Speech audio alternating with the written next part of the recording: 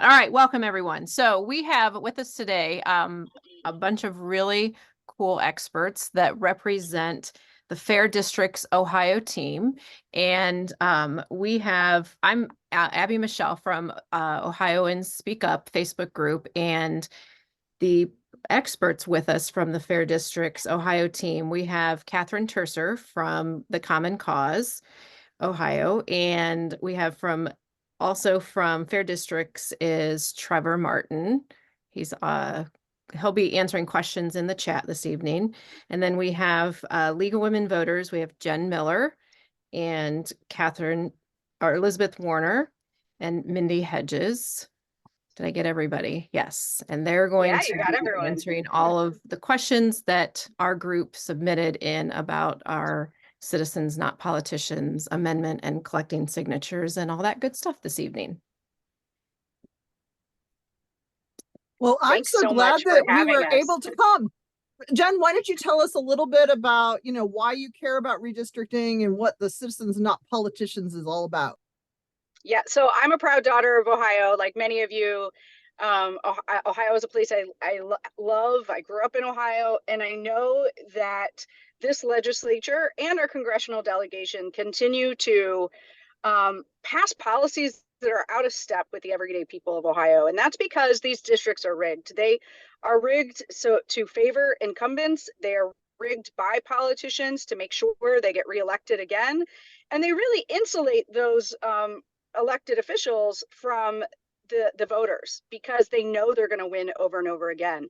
My opinion is that, and it's been proven over and over again, that politicians are always going to put themselves first when they have the pen, right? They're always going to try to secure their own reelection and the reelection of their friends. And that when that happens, that harms every voter, especially grassroots voices like yours and mine.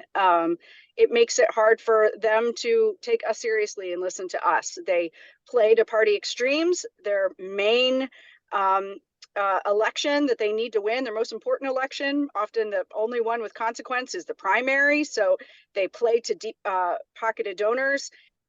And so that's why it's my honor to show up every day with the League of Women Voters and the Fair Districts team to fight gerrymandering, and especially to promote citizens, not politicians, that will ban politicians, lobbyists, party leaders, and their family members from serving on this commission and drawing those lines. Catherine, what did I miss?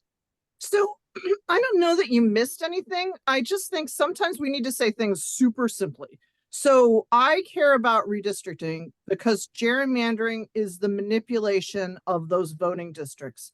And the manipulation of the district lines is the manipulation of elections. And I want to participate in meaningful elections, and so do you. It's also the manipulation of public policy. We get policies that do not reflect us because of the manipulation of those voting districts. And, one of the things that is really painful to me is we went through this long process. We've been fighting for a really long time to get fair districts. So in 2015, we put good rules in the Ohio Constitution for state legislative districts. In 2018, we put good rules in the Ohio Constitution for Congress. So there are rules in there. But what happened is that those folks that are on the Ohio Redistricting Commission, those elected officials, those politicians, didn't actually do what's in the Ohio Constitution. And, I often say it this way, it's like these folks are drunk on power. And what do you do with drunks? You take away their keys.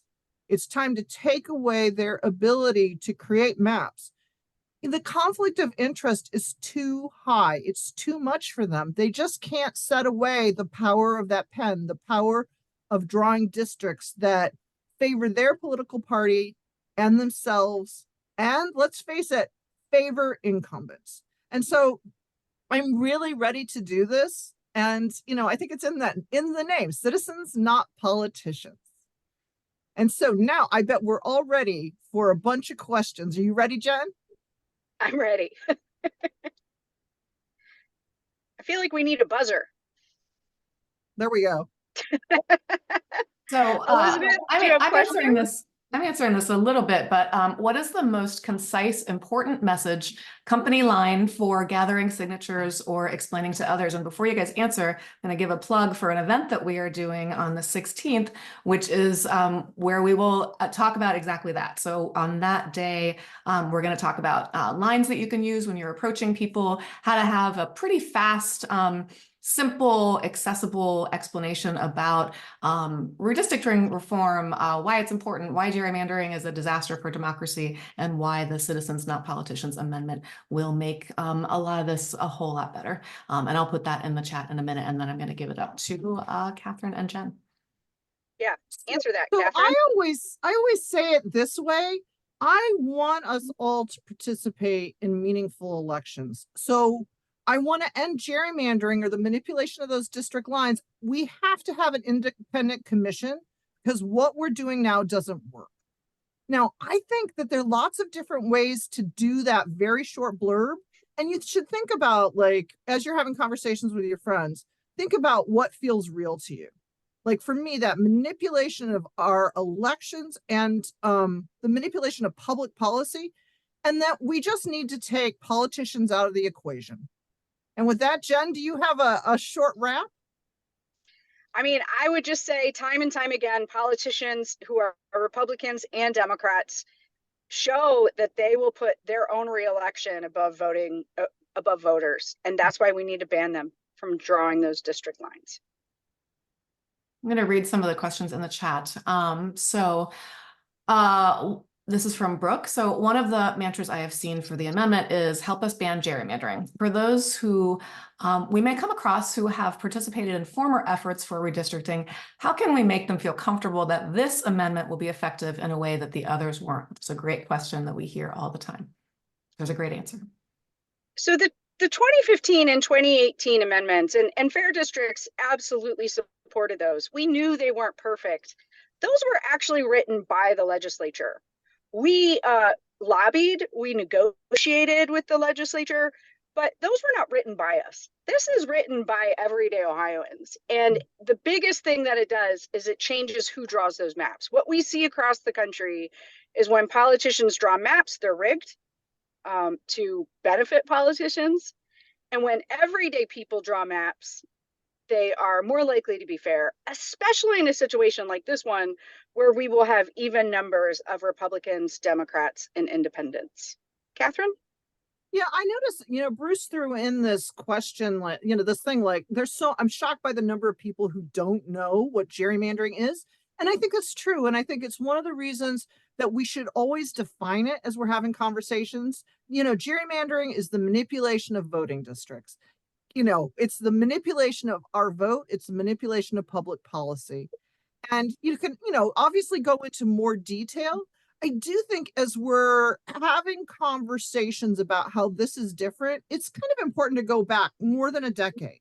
So in 2012, we had Voters First, and that was a citizen initiative to create an independent citizens commission. Now, we weren't successful. And that was in part because people were not as educated as they needed to be about the problem. Now, in the decades since, we've had lots of opportunities to educate people. And we know there's still more times that we need to explain things. And it's the reason we do it as simply as possible. The reason we're called fair districts is it's a simple way to say, well, what is it we want? We want fair voting districts so we have fair elections. And I think more and more people are really comfortable with the word gerrymandering, but there are going to be a lot of folks that you talk to that will need to have that defined. Okay, do we want to try our next one? So, do you have a short explanation of what gerrymandering does? I struggle to explain it in simple terms for folks who have never heard the word. So I know we've talked about this a little, but do you have it's just super fast, like this? Sure. So first off, let me just say this. The good news is that we see in polling is that more Ohioans than ever understand what gerrymandering is. And a lot of that has to do with all of you, our Speakers Bureau, all the news reporting that we've done, all of you that have shown up to redistricting hearings. And so I think we've said it a few different times, but at the end of the day, it's lawmakers drawing their district lines to guarantee that they and their friends get reelected. Personally, that's the best way. We are not a red state. We are not a blue state. We are a rigged state where outcomes are rigged by how they draw those maps. And a simple way to think about kind of the rigging or the gerrymandering is to think that they draw these in some ways to benefit incumbents. And the other way to think about it is they put all of as many as possible of folks in the same district that are the party that's out of power. They call that packing. And then there's cracking, where they dilute the party that's out of power so that the district maps will favor the party in power. Now, we know that that party is the Republican Party right now, but in Illinois, it's the same thing. They're packing folks all together, all the Republicans in Illinois together, and then they're cracking by having just a little bit. And so all you have to do is look at those district lines, and they don't make any sense. And you can see what they're doing is they're pushing a bunch of Democrats together, or they're splitting them up so that they're diluted. I'd like to say it's like human nature. One last thing I'll just say is it's human nature, right? So, and this may seem a little, maybe not related, but let's just pretend we're all a basketball team. And we have developed this awesome new shoe technology that allows us to jump higher, to run faster, and to get tired less quickly, right? We would want to make sure that our team is the only team that has that technology. Now, imagine you're a whole bunch of lawmakers and your team is in power. You're going to use your power to continue to have power. And that's what gerrymandering is really about. Okay, here's a question that I get a lot. How are regular citizens able to be on the commission with no qualifying experience? Don't politicians just know how to do this naturally? Are they born with this special information? Well, here's the thing. Politicians also aren't cartographers, right? They're not necessarily cartographers or political scientists or know anything about how to use technologies. And so they're not necessarily innate either, but there is, the commissioners will be able to hire experts that they need to assist them in creating those maps. And again, those experts will also be vetted to make sure that throughout this entire process, whoever the players are in the process, there's it's detailed to protect against wolves in sheep's clothing. So they will be vetted, they will be researched. All of those experts will have to be selected by a large number of the commissioners from the 3 different party affiliations.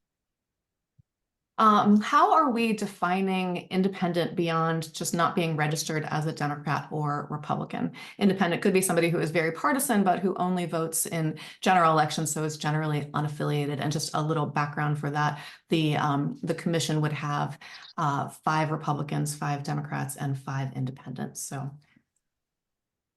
Well, and I always think of it this way. So you're talking about 5 Democrats, 5 Republicans, and 5 independents, or unaffiliated. And this is where things get a little bit complicated.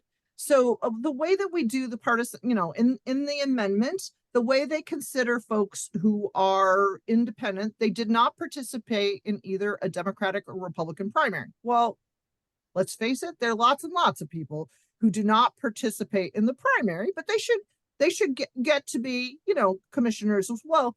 There is a process where they're going to be applying and they'll be having questions. So they will be looking at things like their donation patterns. They'll be looking at, like, for example, they'll be doing the interviews in public. I don't know if anyone had a chance to watch the Michigan interviews. It was completely fascinating. And then people would comment. And so, for example, one of the things that can happen is that they can do an interview with somebody who says, oh, I'm truly an independent and not affiliated with both political parties. And they said, oh, well, your neighbor just sent, pictures of all of these Democratic yard signs. Are you, in fact, unaffiliated, or are you more of a Democrat? And so they would engage in a conversation about, well, what does it mean to be unaffiliated? And I think, the transparency in the process is really going to help because it can be really complicated. Lots of people don't participate in that primary. Jen, are there things you wanted to add about that? I think what's really important to understand, and there was a question about this too, in terms of who developed this policy and what's it based on. Absolutely, we are learning from other states that have independent commissions. That's very true. But this was written for and by Ohioans thinking about how Ohio systems work. Every state has different laws, right, in terms of how party affiliation is defined, or how commissions can be constructed, all those kinds of things.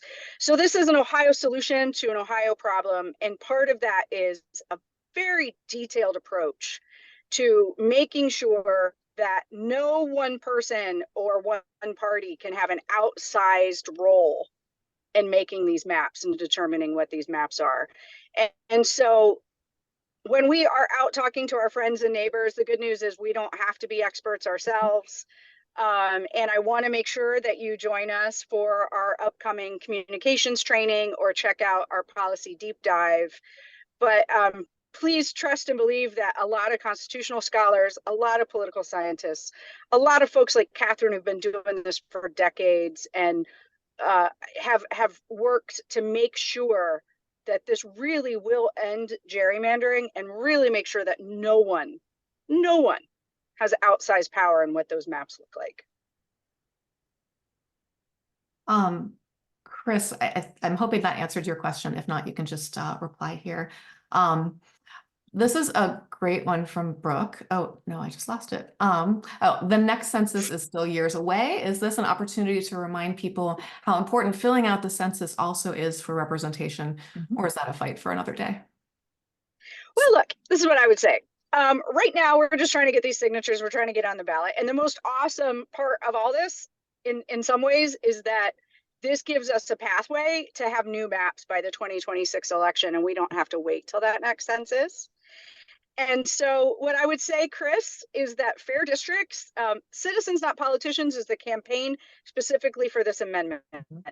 Fair districts has been fighting and will continue to fight gerrymandering for the long term in Ohio. And we absolutely will have a campaign and educational materials in many languages about the census when we get closer to 2030. Well, and I always appreciate us thinking, especially because redistricting is generally something that happens every decade. It's good to be thinking and planning about how the census in 2030, I know 2030, will affect the 2031 map making. So it is a fight for another day, but it's worth us thinking about all of this for a long time. So it's, yes, we have the campaign right now, like Jen said, but all of us need to be thinking about what we can do during 2030 to make sure we have a good count. Okay, so I'm going to read Anna's. I am collecting signatures and know the amendment calls for 15-member nonpartisan commission members. I have had a few individuals ask me how the commission members are chosen. Who are the people choosing the commission members? If the people who choose the commission members are partisan, the commission members may also be partisan. And just as a quick note, I did put You mean you don't want the governor to pick them? Now, absolutely. One of the things that I think was the hardest was trying to think about how to do this in an independent way. So it is a little bit detailed. So I'm going to go through it. And then Jen, if I miss something, you let me know. So the legislative appointees on the ballot board actually select 4 retired judges. Now, the Democrats pick the Republican and the Republicans pick the Democrats.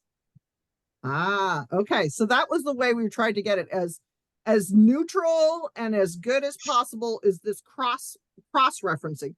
Then this panel of 4 retired judges goes through this process where they actually vet the candidates. Now, I want to make it really clear. It does take expertise to gerrymander. It actually, like, if you think about like the snake on the leg from the last map making, that's pretty Machiavellian, and you need to have some pretty good computer skills. But you don't have to be an expert to serve on the commission.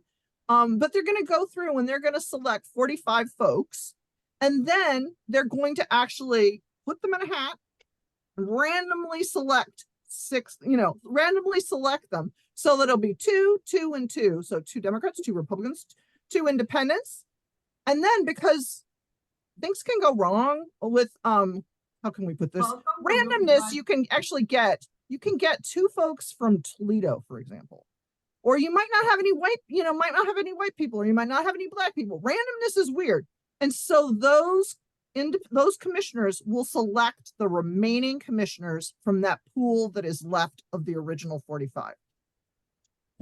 So as you can see.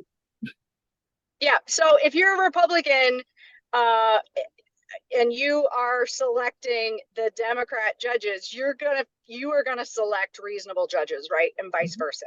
So that's a guardrail. There's basically guardrails through this entire thing, right? Another guardrail, we want to have some randomness, which is why there are a few selected randomly. But we know that we don't want all of them selected randomly, because we want to make sure that diversity includes age and race and geography and skill set and ability. Who knows? There could be so many different kinds of diversity that get included to make sure that that 15-person panel truly reflects the people of Ohio. And so that there's just one of the many ways that we have guardrails baked into this policy. Chris is asking a question that I love to hear the answer that you all have, because I know this is one that you hear a lot. Are there not computer programs that can set fair districts? Well, so you know what? Yeah, go ahead. Go ahead. Oh, okay, I was going to say, this is one I swear I've heard since the late 90s. And I think this is the biggest problem: garbage in, garbage out. Like if we gave it to the legislature and they were the ones to actually just say, hey, go for it, who knows what we would get. And so we do need thoughtful map makers. Now, we are really blessed that we live in a time period where the computers are so much better that we have access to Dave's redistricting app, and any of us can make district lines. But to leave it in the hands of AI is bound to be problematic. And it has to do with the divisions of communities, and just, we need to have districts that reflect us, that focus on community. And Jen? I was just going to say that the computer doesn't know Ohio the way we know Ohio. So what we want is this balanced commission that doesn't have folks on it who are going to have an ulterior motives. And even if they do, they're going to just be one of 15. And we want them to be listening when we go to these hearings. And I know so many of you did that, right? And you talk about what your community should look like, or what you think your district should look like. We want those commissioners listening to that input and creating maps based on it. So I think we use the computers to analyze the fairness of maps. We use the computers, and fair districts will absolutely do this. And Trevor did a lot of this, and I'm so proud of everything he did during the mapping, of helping teach everyday Ohioans how to make their own district plans, or to submit their own, what they think their community of interest is. So there's a lot of room for computers in this. But at the end of the day, the human touch, like, we all know Ohio better than a computer does, and especially our little corner of Ohio. And so that's where that combination goes. The one thing that I really like about this amendment is it's very clear that voters will be given access to the maps electronically as they're introduced. So I don't know how many of you went to hearings where, you know, the Ohio Redistricting Commission gave you maps on a PDF, and you're like, I can't even see my own neighborhood on this. I mean, it's absolutely ridiculous in 2022, 2023, if you went through the September one, to give us that. So one of the things that is good is the computers can benefit us, because we will have access to information during the map making in 2025. This is a question from Vicky. Is there anything in place that prevents too many people from one area of the state from being chosen to be part of the panel? We don't want to end up with 6 of the 15 from Southern Ohio. It's a great question. Yeah, it's a great question. And here's the thing, Vicki, there's absolutely no way that in this process that when you have those initial commissioners that are randomly selected, they are going to be fighting for geographic diversity themselves. And so that we will see not just geographic diversity, but racial, age diversity, all of those kinds of things will be part of that selection process. The other thing that we haven't mentioned is there actually will be a firm that helps vet everyone who applies and who also really looks at this balance as well and advises the process. They won't make the decisions, but they will be advising throughout the selection process. And the amendment is very clear that the folks that are selecting the final commissioners are supposed to reflect diversity. Now, we know that elected officials didn't meet what was in the Ohio Constitution, and we know that citizens will do better. Can you talk about the tension between finding communities of interest and having contiguous and compact districts? Well, there doesn't have to be okay, so first off, we want contiguous districts. We're not going to have any donuts and donut holes, right? Compactness and communities of interest really work well together, right? So, if you think about a situation where at one point, not this decade, but last decade, parts of Mansfield, parts of Zanesville, and parts of Ohio State campus were all in the same district. There was nothing compact about that. And it also wasn't a community of interest. We had parts of OU and OSU campuses in the same district, right, for congressional districts. So those weren't compact by any means. And they certainly weren't communities of interest. These were sprawling districts that split apart communities. And really you had a situation where, a lawmaker would have to try to represent people of very different economic needs. If you think about the pandemic in 2020, Athens and central Columbus, very different in terms of internet, right? And it would be hard for a lawmaker, even if they wanted to truly represent the needs of the people, because the districts were not truly communities of interest, because they were not compact. So I do think that there can be some challenges in balancing all of the different benefits, but that's why we rely heavily in the amendment on public comment, so that commissioners can think through thoughtfully and have public discussions on the best way to do the district lines. And, much like the last time we went and testified and we got a brick wall, and I'm thinking about the brick wall because Abby's got a brick wall behind her. But this will be different in 2025. We'll have a much more of a process where commissioners will be working on what the public says, and then we can reflect back on that. So we'll see what they're doing, and then we can say, well, what about this? And I really like in the amendment that there are hearings before and after, and that they have to do a final report, so that we actually have a truly open and transparent process. Awesome. Vicki asks, how's this going to be funded? Who's paying for this? What's it cost?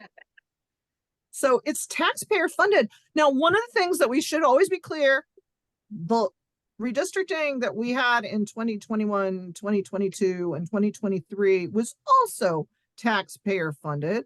The taxpayers also paid for an additional primary. And what it's very clear is money needs to be spent so that this is done well.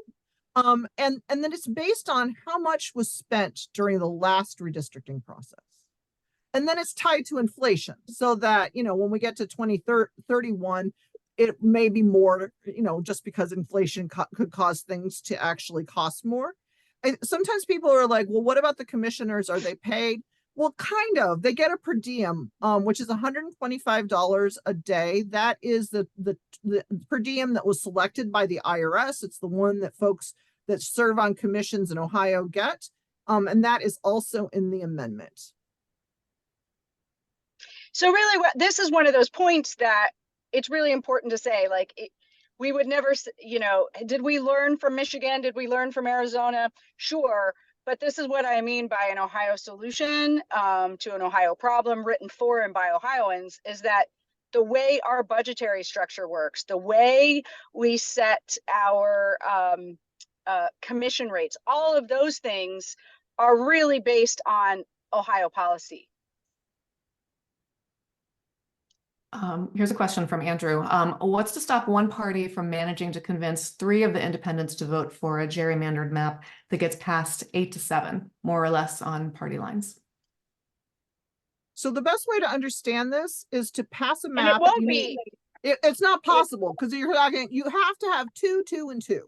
So 2 Democrats, 2 Republicans, 2 independents. So that's a mechanism that stops that from happening. Now, one of the reasons that we don't have, for example, a commission, or the amendment, isn't 5 folks. So Arizona has a commission structure that has 5 folks with 1 independent. And you can imagine the party folks all going after that 1 independent. Clearly, there's not as much pressure on the independents when there are 3 of them, but no matter what, you need 2 Democrats, 2 Republicans, and 2 independents. And if they hit an impasse, it goes to the Ohio Supreme Court and they assign a special master to make the maps. So we're not going to do that thing where you just go round and round, you make the map, it goes to the Supreme Court, they send it back to the Ohio Citizens Redistricting Commission. It won't be like that. And be clear, yeah, just to clarify, because you were right, but it's a minimum of 2 support by 2 Democrats, 2 Republicans, and 2 independents. Mm-hmm. And so there's no way, like, because actually they would have to buy off folks from multiple parties. And it's just, it's one of those things that we don't see happening, but you should know that we spent a lot of time like gaming out scenarios, right? We looked at different size commissions with slightly different makeups, all to really think about that issue. And that's what I mean by rig proofing this. We really spent a lot of time, and lots of different folks put their eyes on this to make sure that when we pass this, because we will, that Ohioans will see fairness. So yeah, Vicki, a minimum of 2 of each party affiliation. To pass, in other words, what I was trying to say is you couldn't pass it with just Democrats and independents, or just Republicans and independents. The minimum requirement is 2 Republicans, 2 Democrats, and 2 independents. That's a minimum requirement. Now, one of the things that is interesting is independent citizens redistricting commissions in the past few decades, more often than not, actually come to consensus, meaning they pass them unanimously. So that happened in California, for example. So one of the things that is interesting is, as we watch the processes from other states, is that there was much more kind of consensus building, these folks listening to the community and working together to come up with really good district lines or good voting districts. Can we talk a little about the process of where we are in the amendment process itself, to how where we are in the initiative part? So we've had approval from the Attorney General and the ballot board to start collecting signatures. People are out on the streets collecting signatures now. Can you talk about what comes next? Yeah, so, and I'm going to talk about this really quickly, and then I'm unfortunately going to have to jump off. But there's a lot of processes here, and where we are right now is we're collecting these signatures. We need to get about 414,000 signatures in 44 counties. Thank you to all of you who helped defeat issue 1 in August, because it would have been impossible with those standards. And we have until July 3rd to turn those in to the Secretary of State. Then the Secretary of State and all the boards of elections are going to verify that we have met that requirement. If for some reason we come up a little short, maybe in one county or something, we have, I believe it's 10 days to remedy that and go find those signatures in those places to remedy that. And then we will make it onto the ballot. And I think we're going to have so many more than what we need that we're not even going to need to fix anything, but we have that protection in place. We're going to make it onto the ballot. We're going to win. And why? Because we're going to do the same playbook that we've been doing about Ohioans talking to Ohioans about democracy. This is really, I would say, this is right out of the issue 1 playbook, that this is about all of us talking to everyday Ohioans about their power, their rights, and we're going to win. And then we will, the commission will be reformed under these new rules in 2025 to draw fair maps for both Congress and the State House that will be in place for the 2026 election. And those maps will stay in place until the 2030 census happens. And with that, let me just say this, we need to do this together. I'm sorry I have to leave you. I got kind of double booked tonight, but it's been my honor to be here. You are in great hands with this team. Catherine is incredible. And we hope that you'll join the Fair Districts family. We hope that you will join us in collecting signatures and telling this story, and be with us all the way through the Get Out the Vote and Winning campaign, and even be with us in the celebration, because we're going to do this, but it's going to take all of us. And I want to encourage all of you to be part of the map making in 2025. So the next part is that May 16th of 2025, the new commission should get set and ready, and then they will have until September to draw some new district lines.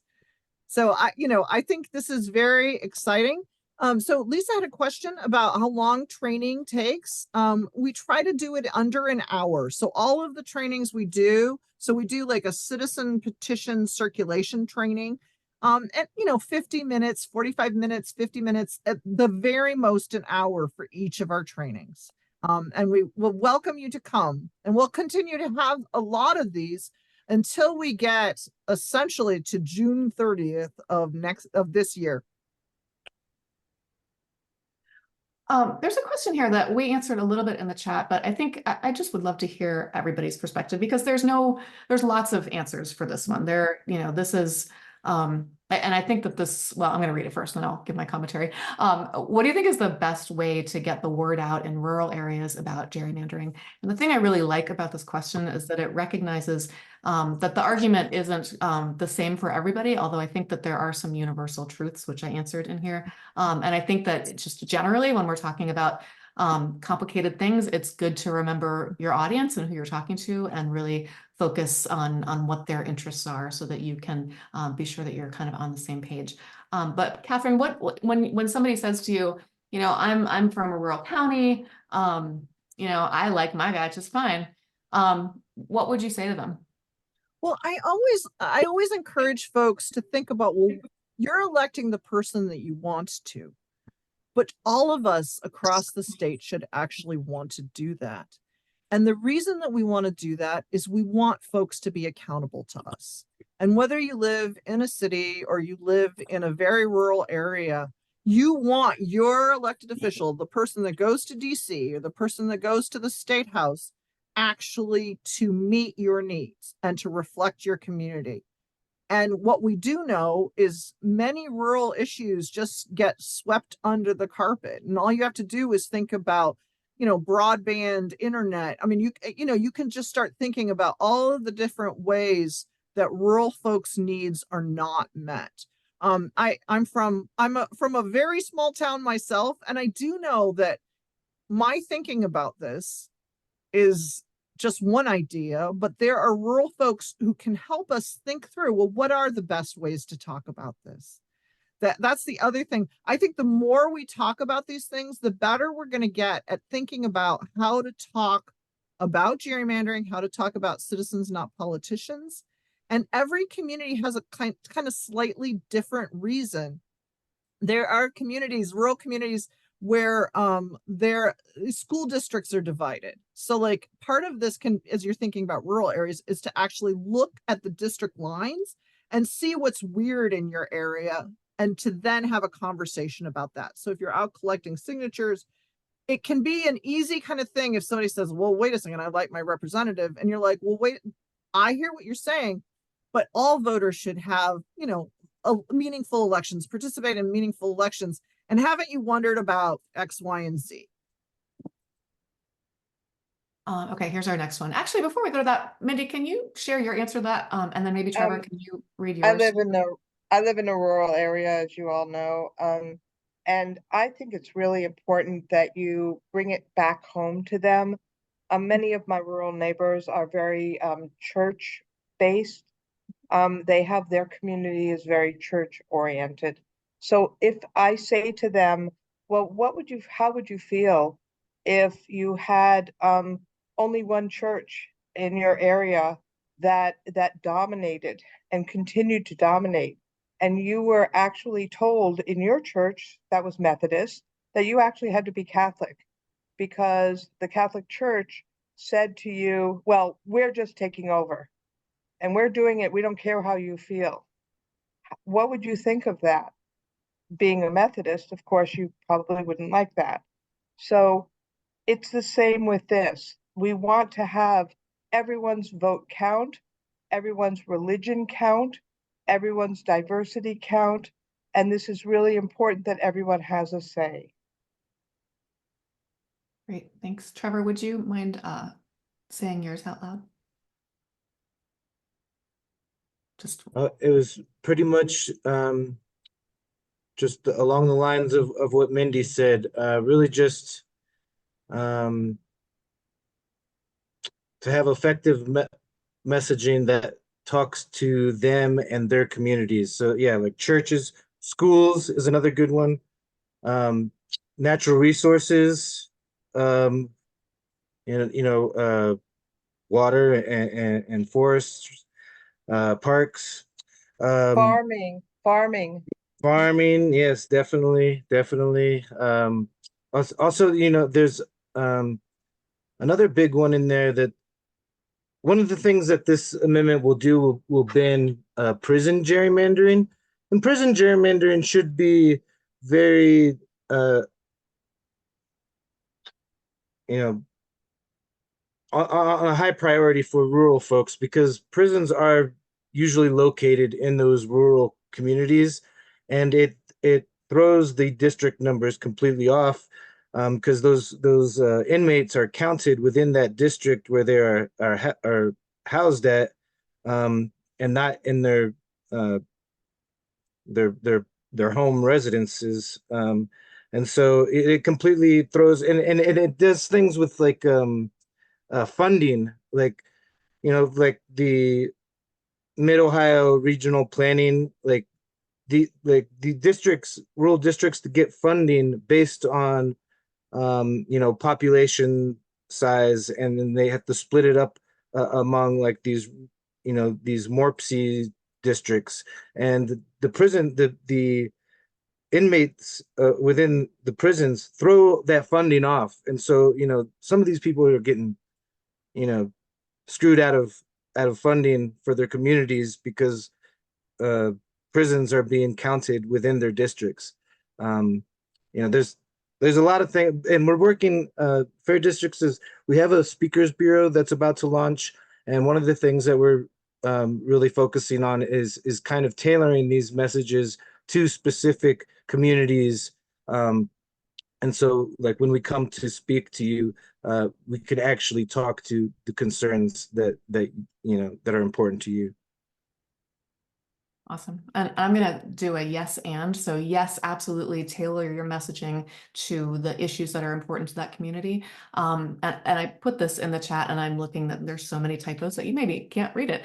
I think that in addition to talking about the specific things that a community cares about, we all care about fairness, and gerrymandering just is not fair. And one of the worst things about gerrymandering is that it means that politicians can do whatever they want. And you know, as a civics nerd, I don't hate politicians. I love many politicians, but politicians, not the most popular folks. So when you tie the argument to politicians are making decisions for us that we don't want, it doesn't matter whether you're a Republican, Democrat, Libertarian, like that is sort of speaking to your core truth as an American, I think. So going with, you know, it's just not fair. Our you know, representatives don't represent us and they can't be held accountable. I think those are pretty winning messages too.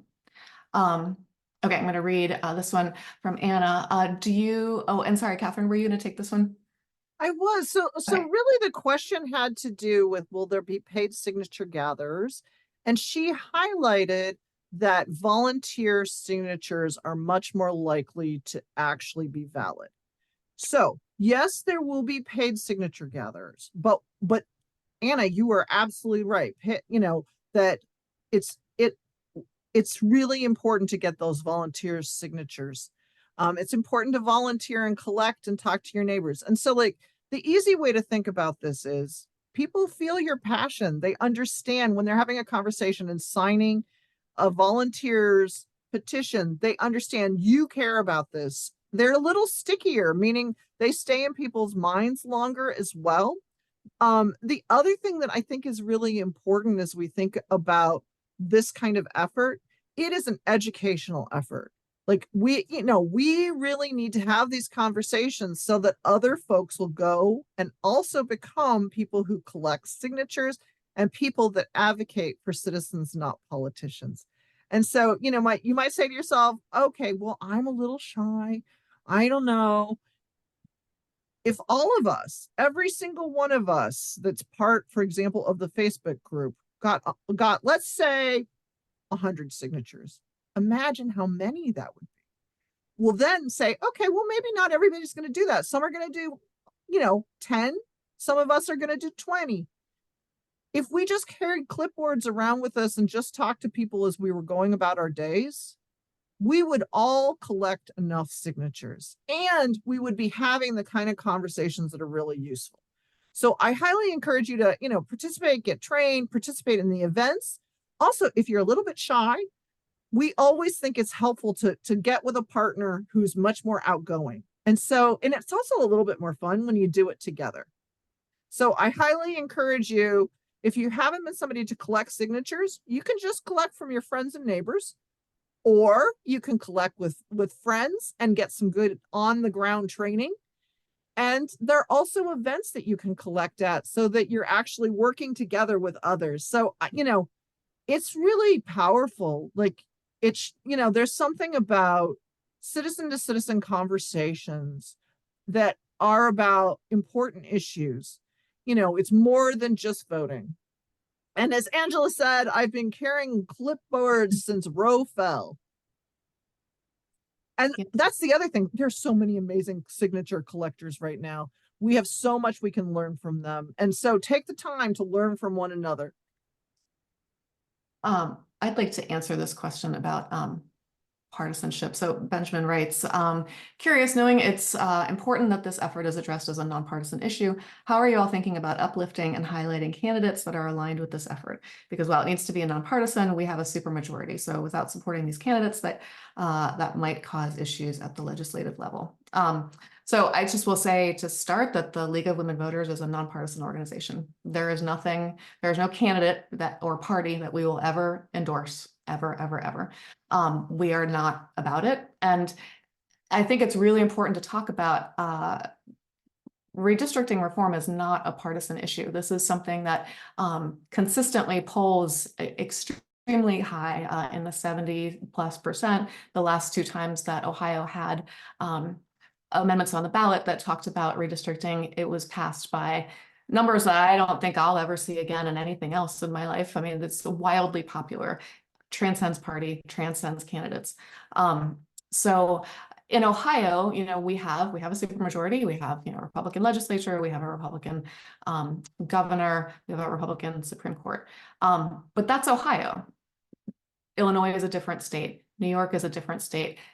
Gerrymandering, hilariously, has no boundaries. Like it really does, you know, impact every kind of community that there is.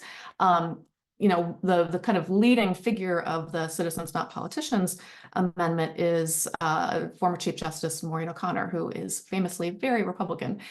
This is really not something that that needs to be associated with parties. It's really the opposite. It's really saying that the parties, both the Republicans and the Democrats, are the problem, and that we as citizens are the ones who are able to fix it. I hope that answered your question. And then y'all can answer that too. I just had strong feelings. I couldn't stop myself. So one of the things that I often do, because it's funny, I've been working on this, our Judge the Ads website, meaning we want to update it for 2024. So I've been thinking a lot about this. And I do think that we're also nonpartisan. I think it's really important when we talk about candidates to see, to encourage folks to see, how is it that they look at redistricting, and especially the Supreme Court candidates. I think it's worth encouraging people to look at the decisions that they made, because there were folks that were anti-gerrymandering and were paying close attention to what was in the Ohio Constitution, and there were folks that were perfectly fine with gerrymandering occurring. And you don't need to do much more than encourage people to look to see what where candidates stand if you get into that conversation. But I do think there's a real benefit to being nonpartisan, because fair districts benefit Democrats, Republicans, Libertarians, Independents, Greens, folks that are not yet voters. So we should be thinking about, how do we do this so that we can benefit all voters? Yep. I'm putting our contact information in the chat, and I don't know that I can do 3 things at once, so I might start talking really slowly. I feel like the questions have mostly been answered. Are there things that you all, Catherine, Trevor, Abby, Mindy, that you want to say as kind of a clarifying wrap up? I just wanted to say thank you so much for participating in this. And the other thing is, you're going to have questions that come up, please feel free to send us, an email. And then also we can do this again. This was a little bit of everything, but if you wanted to take a deeper dive into a specific area, or you had specific questions, we want to be here for you so that we can get your answers to your questions. Vicki had a very important question that Trevor will be, I think, the best answerer of. How do we know where to get petition booklets so we can start collecting signatures? So I'll go ahead and answer that one. There is, I know, well, sorry, Trevor, you were going to go ahead, Trevor, and then I'll. No, go ahead. You got it. Well, so I know I was going to direct him your way anyway. So I know somewhere in the chat that someone posted the link to volunteer. That's step 1, is to sign up to volunteer. And then they have their amazing trainings coming up in January. I think everybody's in our group, and we've posted the date. The next one's coming up on the 9th.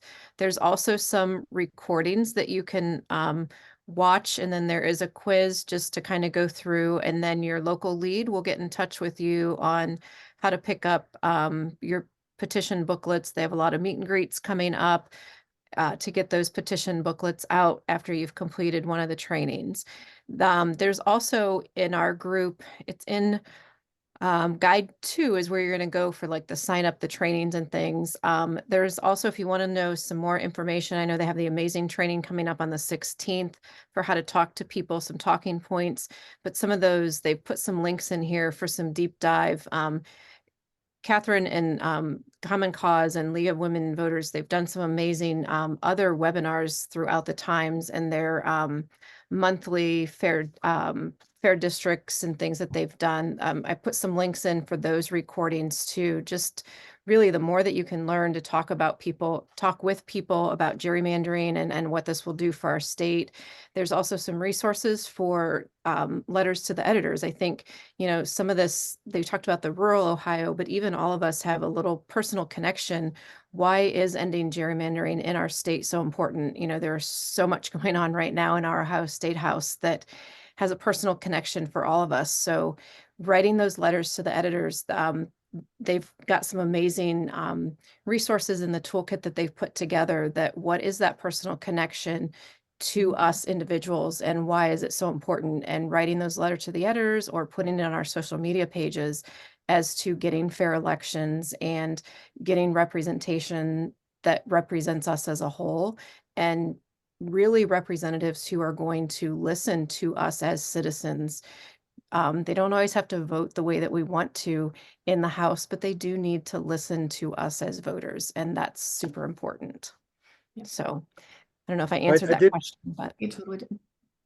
I did want to say, yeah, Vicky, if you just filled out that volunteer form and no one's reached out to you yet, we've got, I mean, we've got over 150 folks out there with petition books. We're covering maybe at least 45 counties. If you just want to throw in that chat where you're located at, I could tell you real quick. I'll have somebody reach out to you. Claremont, got you. All right, that'll be. Oh, sorry, Trevor, go ahead. I was gonna say that the League of Women Voters in Common Cause Ohio has been doing this for decades. Like no joke, 20, 30, 40 years. So this these are truly the experts, and of course, as Jen and Catherine said, you don't have to be an expert to be an ambassador for redistricting reform or for the ambassador for the amendment. But if you have complicated questions, if you have questions that you think are silly but you want to know, please reach out to us. We are like super nerds. We love talking about this more than anything. So please find us on the socials. I shared our email in there too. And then I'm often on the Facebook group too, just responding to stuff. So, So Marty Trevor. Kleinfelter in Claremont, if you just give her an email, she'll get a hold of you. Also, Darren Hancock, I think Lee or Bruce is on here. Bruce Workman is in Hancock. I think he's stopped doing leadership, but he can put you in touch with Lee. yeah, Trevor, is yeah. it possible, I'm sorry, is it possible to send out the contacts to the list of people that attended tonight? Yeah, That we'll way, send- everybody can see who that is and contact them. Yeah, we'll send a follow-up to folks too that has a lot of this stuff in this chat. But if you are starting to panic and you're like, oh my God, I can't like copy all of the things, truly the Fair Districts Ohio website has pretty much everything. So so that's probably the best way. And then again, our socials, we're pretty on top of all that. So you can reach out anytime. We never sleep. No, they don't. It's literally true. Yeah. Okay, well, I hope that you guys found this useful. I loved hearing your questions and talking with everybody tonight. I wish I could actually hear your voices. That's always like the sad thing, and see your faces that, you know, on a webinar that we're just like us talking heads up here and we don't get to actually see and talk with you all. But it's been lovely talking with you all, and truly just reach out whenever you need us, and volunteer. We are here. And I think that's everything. Thank you so much, everybody. Have a great rest of your night. We'll see you on the streets with those petitions. Take care. Thanks, Happy everyone. New Year. Thank you so much. Bye, Okay. everybody. I should have made Everybody a list have of a all the good links. evening. If you shoot me an email, I'll put you in contact with someone. Bye, everybody. Abby, thank you so much. Mindy, Thank you so guys. much. This was great. Thank you for Mindy putting it together, and the Q&A was great. Great questions. Appreciate your expertise and all that you're doing. So thank you. We had 110 people.